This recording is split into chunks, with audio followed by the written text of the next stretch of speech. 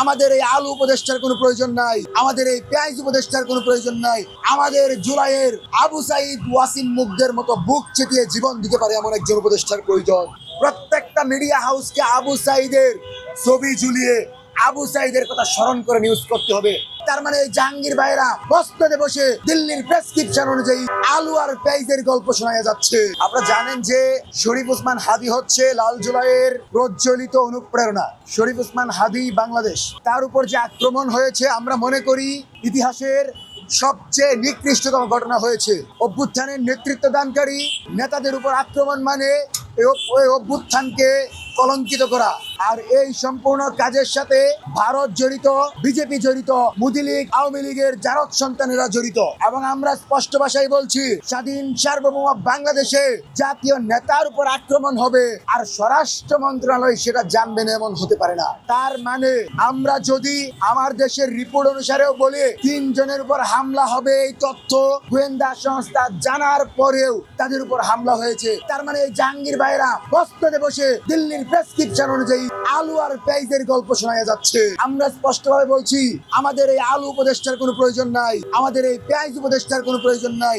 আমাদের জুলাইয়ের আবু সাইদ ওয়াসিম মুগ্ধের মতো বুক চেতিয়ে জীবন দিতে পারে এমন একজন উপদেষ্টার প্রয়োজন। সেজন্য প্রফেসর ইউনূস স্যারকে আমরা আজকে বলবো, আগামী 6 ঘন্টার ভিতরে যদি জুলাইয়ের এই শক্তিদেরকে যারা আক্রমণ করেছে সেসব ছাত্রলীগের সন্ত্রাসীদেরকে গ্রেফতার করা না হয়, তাইলে এই সুশীল পেঁয়াজ বিক্রেতা আলু উপদেষ্টা জাহাঙ্গীর ভাইকে পদত্যাগ করতে হবে।